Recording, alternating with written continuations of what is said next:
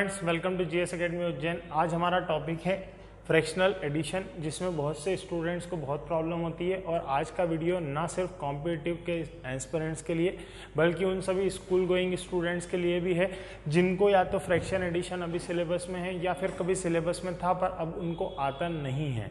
तो आज के इस वीडियो में मैंने इसके 4-5 टाइप लिए हैं और सारे टाइप को हम कवर अप करेंगे।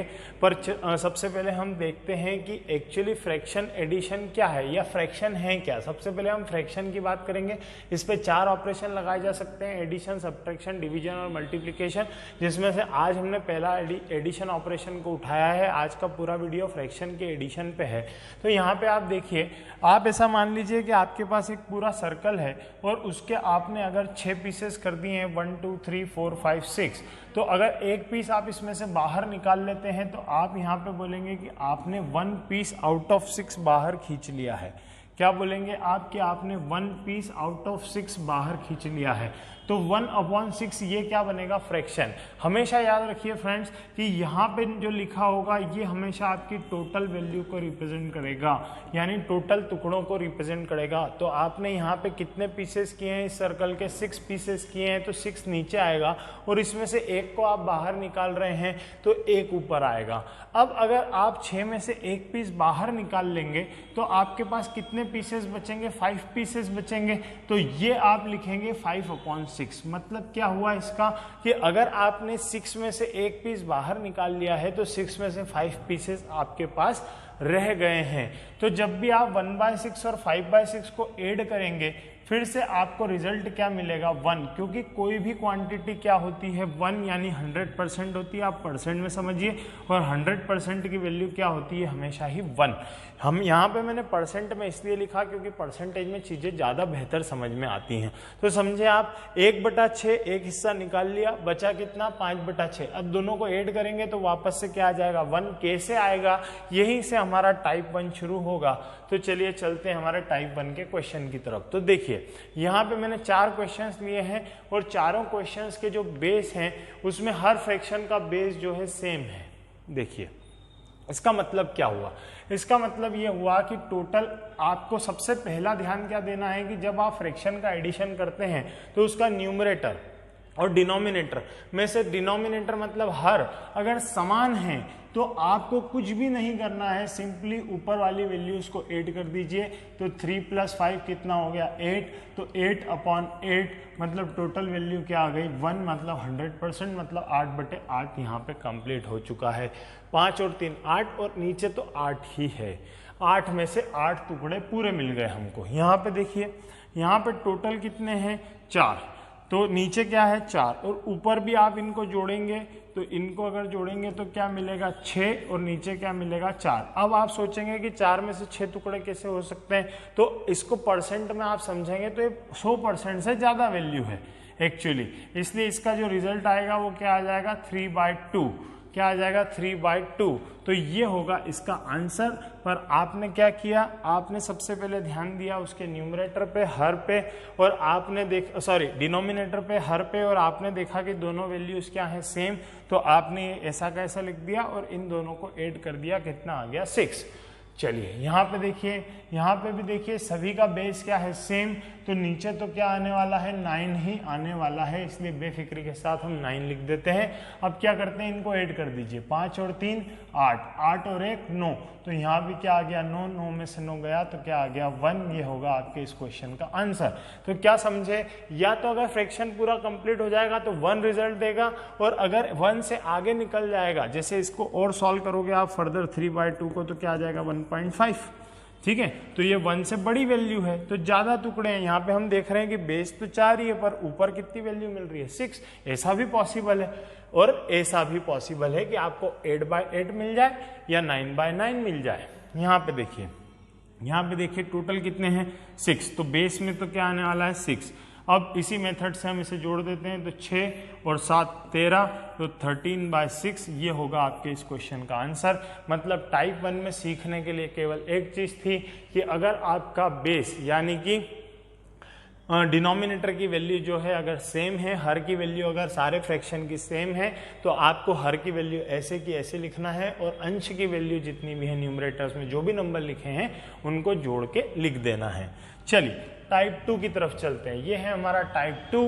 टाइप 2 में आप देखिए क्या करते हैं, देखिए ध्यान दीजिए। टाइप 2 में हमने यहाँ पे देखा है कि यहाँ पे हर कितना है 9 पर यहाँ पे हर कितना है 3, यहाँ पे कितना है 27, यहाँ 9 है, यहाँ 3 है। तो यहाँ पे मैं आपको एक चीज़ बोलना चाहता हूँ कि सबसे पहले अगर आपको अलग अलग हर मिलने लग जाए, आपके डिनोमिनेटर की वैल्यू अलग अलग हो फ्रैक्शन में, तो आप ये देखिए कि सबसे बड़ी वैल्यू क्या है। तो इन दोनों में बड़ी वैल्यू कौन सी है, 9। तो आप यहाँ पे देखिए कि 9 में 3 से मतलब बची हुई वैल्यू से भाग जा रहा है क्या, तो हाँ भाग जा रहा है। तो अब आपको क्या करना है, इसको एलसीएम के रूप में यहाँ लिख देना है 9, या फिर अभी मैं एलसीएम मेथड आपको बाद में बताता हूँ। यहाँ पे कितना है 9, यहाँ पे कितना है 4, तो आप कोशिश करिए कि इसको भी आप क्या बना लीजिए 9। तो इसको 9 बनाने के लिए आप क्या करेंगे, 3 से मल्टीप्लाई नीचे करेंगे। तो मैथ्स का नियम है, जो काम आप अंश के साथ करते हैं या हर के साथ करते हैं वही आपको अंश हर में दोबारा करना पड़ता है। तो यहाँ क्योंकि हमने 3 से मल्टीप्लाई किया तो यहाँ भी हम 3 से मल्टीप्लाई करेंगे। अब ये नंबर क्या बन जाएगा, अब ये बन जाएगा 4/9 प्लस ये कितना हो जाएगा 3/9। अब देखिए हमारा टाइप 1 जैसा बन गया ये क्वेश्चन। अब दोनों क्या हो गए सेम, तो यहाँ क्या लिख दीजिए 9। अब 4 और 3 को ऐड कर दीजिए, सिंपली 4 और 3 कितना हो जाएगा 7, तो ऊपर लिख दीजिए 7। तो 7/9 ये आएगा आपके इस क्वेश्चन का आंसर। यहाँ पे देखिए, यहाँ पे 10 है, यहाँ पे 5 है, दोनों अलग अलग हैं। तो 5 को 10 बनाया जा सकता है क्या, हाँ बनाया जा सकता है। कैसे बनाया जा सकता है, तो हम क्या करेंगे, यहाँ पे 2 का मल्टीप्लाई कर देंगे, तो 2 का मल्टीप्लाई सेम ऊपर भी कर देंगे। तो ये नंबर क्या बन जाएगा 3/10 प्लस ये कितना हो जाएगा 4/10। अब देखिए दोनों के बेस क्या हो गए सेम, मतलब बेस की वैल्यू क्या आ गई हमारे पास 10। अब 4 और 3 को सिंपली ऐड कर दीजिए, तो 4 और 3 कितना हो जाएगा 7। तो आपका आंसर आएगा 7/10। सिंपली आप टाइप 2 को भी सॉल्व कर सकते हैं, जिसमें आपको टाइप 2 को टाइप 1 की तरह बनाना है। चलिए यहाँ है 27, यहाँ है 9, यहाँ है 3। अब 3 बार वैल्यू आ गई है, 3 फ्रैक्शन आ गए हैं। ऐसे केस में भी वही काम करना है, आपको देखना है सबसे बड़ा नंबर कौन सा है। तो देखिए 9 और 3 और 27 में सबसे बड़ा नंबर कौन सा है, 27। अब आप ये देखिए कि सबसे बड़े नंबर में 9 से भाग जाता है, हाँ जाता है। 3 से भाग देके देखिए जाता है, हाँ डिवाइड हो रहा है। तो अब इसका मतलब यह है कि 9 और 3 दोनों को ही 27 में कन्वर्ट किया जा सकता है। तो 9 से 27 में भाग देके देखिए 3 बार जाएगा, तो जितनी बार जा रहा है उसका गुणा यहाँ कर दीजिए 3 का गुणा ऊपर कर दीजिए। 3 से इसमें भाग देके देखिए 9 बार जाएगा, तो 9 का गुणा यहाँ कर दीजिए और 9 का गुणा यहाँ कर दीजिए। अब देखिए सारे बेस हमने 27 में कन्वर्ट कर दिए हैं। अब वापस से एक बार लिख लेते हैं 1/27 प्लस 3 दूनी 6/27। देखिए 9 तिया 27 और 9 चौक 36, 36/27, 9 तिया 27। तो बेस में क्या आ गया, सबका 27 आ गया। तो अब हम यहाँ पे क्या लिख लेंगे 27, तो बेस में आ जाएगा और ऊपर ऐड कर लेंगे। तो 36 और 6 42, 42 और 1 43, ऊपर की सारी वैल्यूज को ऐड कर दिया हमने। तो कितना आ गया 43, 43/27 ये होगा आपके इस क्वेश्चन का आंसर। क्लियर, मेरे ख्याल से अब आपको चीज़ें समझ में आई होंगी। तो ये टाइप 2 है। इसमें एक क्वेश्चन और देखते हैं। देखिए 64 8 से डिवाइड होता है, 4 से भी डिवाइड होता है, मतलब हमें यहाँ पे कोई समस्या नहीं है। अब 8 से कितनी बार जा रहा है, 8 बार। तो 8 का मल्टीप्लाई यहाँ, 8 का मल्टीप्लाई यहाँ। 4 से कितनी बार जा रहा है, 16 बार, 16 चौक 64। तो 16 का मल्टीप्लाई यहाँ और 16 का मल्टीप्लाई यहाँ कर दीजिए। और अब आप इस क्वेश्चन को नॉर्मली सॉल्व कर सकते हैं। तो ये क्वेश्चन का आंसर अब आप मुझे कमेंट करके बताएंगे कि सॉल्व करने के बाद आपका इस क्वेश्चन का आंसर क्या आया है। चलिए बढ़ते हैं टाइप 3 की तरफ। अब देखिए टाइप 3 में आपके सामने फिर से नई चीजें हैं। अब मैंने आपको बताया था कि आप बेस सेम कर सकते हैं, पर कब, जब बड़ी संख्या में बाकी बची हुई संख्याओं से भाग जा रहा हो। पर टाइप 3 में आप देख रहे हैं कि यहाँ पे 4 है, यहाँ पे 3 है। अब 4 में आप 3 से डिवाइड करके देखेंगे तो डिवाइड नहीं होगा। तो जब भी आपको ऐसे नंबर मिल जाएं, आपको ये देखना है कि इनमें कोई कॉमन मल्टीपल छुपा हुआ तो नहीं है। अब कॉमन मल्टीपल कैसे देखते हैं, तो 4 के मल्टीपल देखेंगे तो 2 × 2 हो जाएंगे, और 3 के मल्टीपल क्या हो जाएंगे, 3 × 1 हो जाएंगे, मतलब कोई भी कॉमन मल्टीपल नहीं है। अगर ऐसा नहीं है तो यहाँ बटरफ्लाई मेथड लगा सकते हैं। अब बटरफ्लाई मेथड क्या होती है वो देखिए, आपको इसका गुणा इसमें करना है और इसका गुणा इसमें करना है, इसका गुणा इसमें करना है, ठीक है। तो 3 एकम 3 और 4 एकम 4, ये प्लस लगा के ऊपर लिखना है, और इनका गुणा आपस में करना है बेस में जो है। तो 4 तिया कितना हो गया 12, इसको लिखना है यहाँ। तो 4 और 3 कितना हो जाएगा 7, और नीचे कितना आ जाएगा 12। ये है आपके इस क्वेश्चन का आंसर। यहाँ पे कौन सी मेथड लगेगी, बटरफ्लाई मेथड लगेगी। ठीक, क्यों लगेगी, क्योंकि हमने देखा कि जो हर में यानी कि डिनोमिनेटर में जो भी, चलिए सेकंड क्वेश्चन को देखते हैं। सेकंड क्वेश्चन में हमने देख रहे हैं कि यहाँ भी हम बटरफ्लाई मेथड को अप्लाई कर सकते हैं। क्यों अप्लाई कर सकते हैं, क्योंकि यहाँ पे 5 है, यहाँ पे 2 है, इसके कोई भी कॉमन मल्टीपल नहीं है। तो देखिए कैसे सॉल्व करेंगे। सबसे पहले क्या करिए, इन दोनों का मल्टीप्लाई कर दीजिए, यहाँ लिख दीजिए 4 दूनी कितना हो गया 8, बीच में लगाइए प्लस, फिर इन दोनों का मल्टीप्लाई कर दीजिए तो 5 एकम कितना हो गया 5, और यहाँ पे 5 × 2 कर दीजिए, 5 दूनी कितना हो गया 10। तो रिजल्ट आएगा आपका 8 और 5 13, 13/10। ये है आपके इस क्वेश्चन का आंसर। चलिए अब यहाँ पे क्वेश्चन नंबर 3 जो है टाइप नंबर 3 का, इसमें आप देखिए यहाँ पे 3 आपको फ्रैक्शन दिए हैं। तो जब आपके पास 3 फ्रैक्शन होंगे तब आप बटरफ्लाई मेथड को अप्लाई नहीं कर पाएंगे। अगर करना भी चाहते हैं तो पहले इस सेगमेंट में लगा के एक सिंगल फ्रैक्शन में बदलना होगा, फिर इस सेगमेंट के साथ वापस से आपको बटरफ्लाई मेथड अप्लाई करना होगी। इससे अच्छा तरीका क्या है कि यहाँ पे देखिए ये क्वेश्चन में क्या विशेषता है, 3, 5 और 10। यहाँ पे 10 सबसे बड़ा नंबर है, और 10 जो सबसे बड़ा नंबर है उसमें आप देख रहे हैं कि 5 से डिवाइड तो हो रहा है पर 3 से डिवाइड नहीं हो रहा है।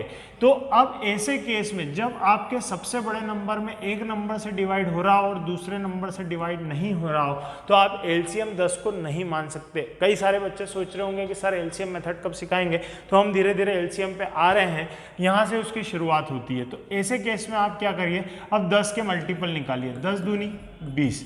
अब आप देखिए कि 20 में 10 का भाग जाता है, 5 का भाग जाता है, पर 3 का भाग नहीं जाता, तो हमारे लिए 20 भी कोई काम का नहीं। अब 10 का अगला मल्टीपल निकालिए, कितना आ गया 30। अब 30 में आप देखिए 10 से भी भाग जाता है, 5 से भी भाग जाता है और 3 से भी भाग जाता है, तो इसका जो एलसीएम होगा वो कितना हो जाएगा 30। अब अगर एलसीएम 30 है तो आपको अभी मैं एलसीएम लेके करना नहीं सिखाया है, इसका मतलब ये है कि मैं आपको अभी भी एलसीएम नहीं बताऊंगा। मैंने आपको क्या बोला, अगर 30 आपका वो नंबर बन गया है, वो सबसे बड़ा नंबर आपको मिल गया है जिसमें 3 से ही भाग जा रहा है, 5 से ही भाग जा रहा है और 10 से ही भाग जा रहा है, मतलब अभी हम एलसीएम को थोड़ी देर से सीखते हैं। यहाँ पे हमको क्या करना है, इन सबको 30 बनाना है। तो 30 बनाने के लिए इसका 10 में मल्टीप्लाई कर दीजिए, 10 का ऊपर, इसको 6 से मल्टीप्लाई कर दीजिए, इसमें भी 6 से मल्टीप्लाई कर दीजिए, इसमें 3 से मल्टीप्लाई कर दीजिए, इसमें भी 3 से मल्टीप्लाई कर दीजिए। अब इस क्वेश्चन को एक बार फिर लिख लेते हैं। ये कितना हो गया 10/3 प्लस ये कितना हो गया 6 दूनी 12 30 सॉरी ये हो गया 12/30 प्लस ये कितना हो गया 3 तिया 9 और 9 बटे कितना हो गया 10 तिया 30। अब देखिए नीचे तो क्या आ गया, सब में 30 आ गया, तो नीचे आप बेफिक्री से लिख दीजिए 30 और ऊपर वाली वैल्यूज को जोड़ लीजिए। तो 12 और 10 22, 22 और 9 31, 31/30 ये होगा आपके इस क्वेश्चन का आंसर। चलिए इसका क्वेश्चन नंबर 4 देखते हैं। अब यहाँ पे सबसे बड़ा नंबर देखिए क्या मैंने आपको सिखाया, जब भी आपको ज़्यादा फ्रैक्शन मिले सबसे बड़ा नंबर ढूंढिए और देखिए कि बाकी सारे नंबर से उसमें डिवीजन हो रहा है क्या। तो यहाँ पे 16 में 8 से डिवाइड हो रहा है, हाँ हो रहा है, 4 से डिवाइड हो रहा है, हाँ हो रहा है, यहाँ नहीं हो रहा था तो एक कॉमन नंबर ढूंढना पड़ा जो कि सबसे बड़े नंबर के मल्टीपल से मिला, इसलिए इसमें कन्वर्ट सबको 30 में कन्वर्ट कर दिया। यहाँ तो ऑलरेडी हमारे पास 16 है जिसमें 4 से भी डिवाइड हो रहा है, 8 से भी डिवाइड हो रहा है, तो इन सभी को आप क्या करेंगे 16 बनाने की कोशिश। तो 4 से गुणा, 4 से गुणा, 2 से गुणा, 2 से गुणा, और ये तो 16 है ही ऑलरेडी, तो ये क्या बन गया देखिए 4 बटे क्या हो गया 16, प्लस ये क्या हो गया 3 दूना 6 और नीचे क्या हो गया 16 और ऊपर क्या हो गया 5 और नीचे क्या है 16। अब इनको क्या करेंगे बराबर करके लिख दीजिए 16 तो आने ही वाला है अपॉन में, अब इनको जोड़ दीजिए तो 6 और 4 10, 10 और 5 15, तो ये क्या बन गया 15 बटे 16। ये होगा आपके इस क्वेश्चन का आंसर। अब चलेंगे हम टाइप नंबर 4 की तरफ। टाइप नंबर 4 में हम सीखेंगे कि एलसीएम लेके फ्रैक्शन को कैसे सॉल्व किया जाता है। इसके लिए आपको अगले वीडियो का इंतजार करना होगा। एलसीएम फ्रैक्शन का एलसीएम लेके क्वेश्चन सॉल्यूशन किस तरीके से होता है वो मैं आपको अगले वीडियो में बताऊंगा और एक से एक ट्रिक उसकी सिखाऊंगा। तब तक अगर आपको ये वीडियो अच्छा लगा है तो चैनल को लाइक करिए, सब्सक्राइब करिए, ज़्यादा से ज़्यादा आपके दोस्तों के साथ इस वीडियो को शेयर कीजिए। Thank you.